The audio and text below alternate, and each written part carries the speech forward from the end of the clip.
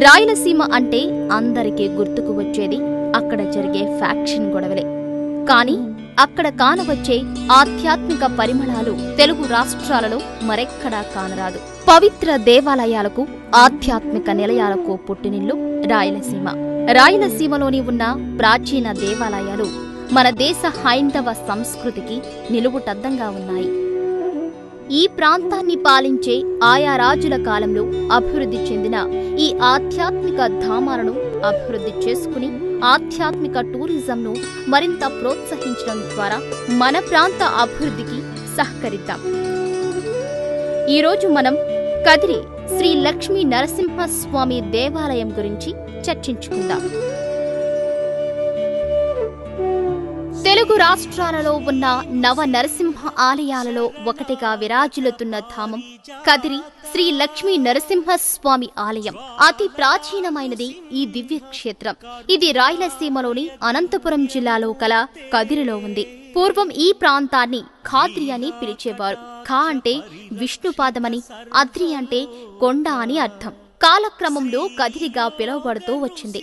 అలాగే స్వామి ఖాద్రి వృక్షం కింద ఆవిర్భవించడం వలన కూడా ఈ క్షేత్రాన్ని కదిరిగా పిలుస్తున్నారని పౌరాణిక కథనం. ప్రశాంతమైన వాతావరణంలో జనసమ్మద్దమైన ప్రాంతంలో ఉన్న కదిరి శ్రీ లక్ష్మీ నరసింహస్వామి వారి ఆలయానికి చేరుకున్న భక్తులు ముందుగా గాలిగోపురాన్ని దర్శించుకుంటారు. క్రీస్తు శకం 1323 పూర్వపు నాటిదిగా చెప్పబడుతున్న ఈ ఆలయం మొదటి దశను కంపరాయులు 1353 నాటికి పూర్తి చేసినట్లు చారిత్రక ఆధారాల ద్వారా తెలుస్తోంది.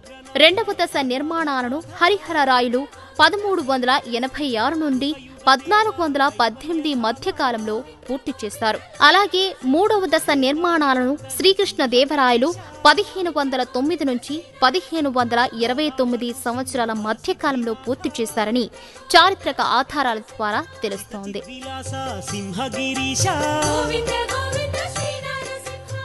మొదట కదిరికి వచ్చిన భక్తులు కళ్యాణకట్టలో భక్తితో తలనీలాలను సమర్పించుకుని స్నానాలాచరిస్తారు.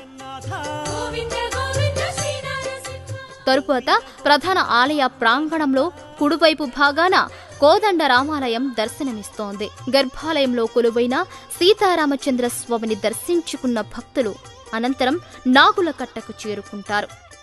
నాగులకట్టను దర్శిస్తే సంతాన ప్రాప్తి కలుగుతుందని భక్తులు విశ్వసిస్తారు. ప్రధాన ఆలయ ప్రాంగణం ఎడమవైపు భాగంలో గోవిందరాజుల స్వామివారి ఆలయం దర్శనమిస్తోంది. ఆలయంలో గోవిందరాజు దివ్య మంగళ రూపాన్ని దర్శించుకున్న భక్తులు పులకిస్తారు. అనంతరం కదిరి క్షేత్ర పాలకుడు చెన్నకేశవ స్వామిని దర్శించుకుంటారు. అటు పిమ్మట స్వామివారి దర్శనార్థమై ప్రధాన ఆలయంలోకి ప్రవేశిస్తారు. గర్భాలయంలో ప్రహ్లాద వరద లక్ష్మీ నరసింహ స్వామివారి దివ్య మంగళమూర్తిని దర్శించుకున్న భక్తులు భక్తి పారవస్యంలో మునిగి తేలుతారు. కదిరి దేవాలయంలో దర్శించు భక్తులు హైదరాబాద్, బెంగళూరు, చెన్నై నుంచి బస్సు, రైలు సౌకర్యం కలవు.